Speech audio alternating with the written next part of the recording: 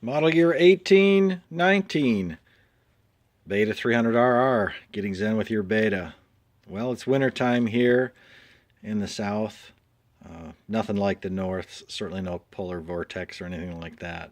But we're going to ride tomorrow, and it's probably going to be 30 degrees Fahrenheit when we take off, and maybe high of mid-40s.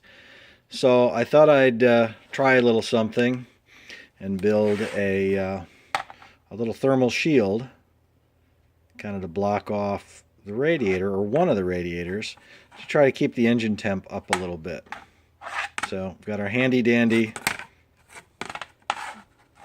cheap plastic cutting board in the right color. So I'm going to cut it to fit. I'll show you what it looks like when it's done, and then I'll post a little drawing. So and then we'll run some tests tomorrow, let you know how it goes.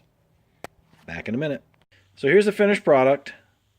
Again, it's just a cover there. It's going to slow down the airflow across radiator. And I'm only going to do one side to start with and see how much of an impact that makes. It's final size. It's a little short of 4 inches and a little about 10 1/4 on length. And I just drilled some holes and zip tied it in. You can see that. So if you have a thermostat, you'll probably never need one. Remember earlier on I took my thermostat out, or bypassed it basically, and certainly haven't needed the thermostat, but this is the coldest I've ridden this year. So and we're going to be in the woods, not ripping it down the road, so I don't think there'd be a problem either way.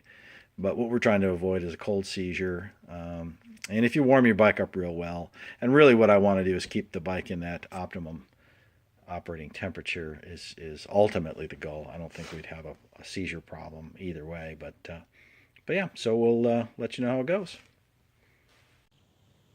So it's 28 degrees Fahrenheit this morning. We're out in West Point, Tennessee. This is the final install of the windbreaker.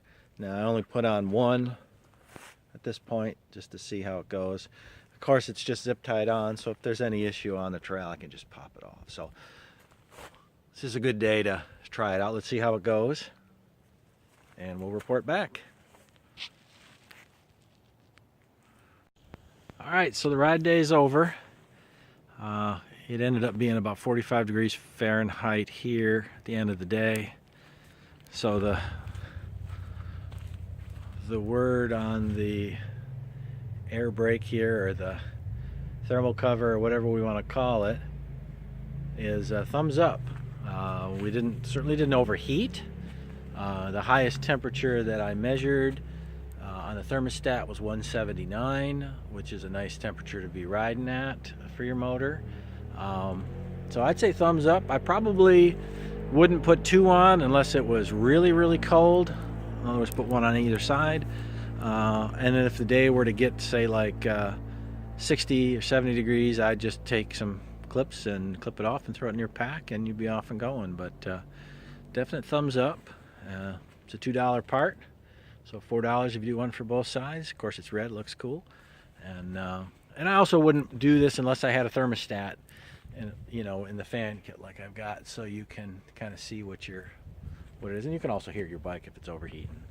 But yeah, there's another one. Hope you enjoy it. Make sure you subscribe. Have fun with your beta.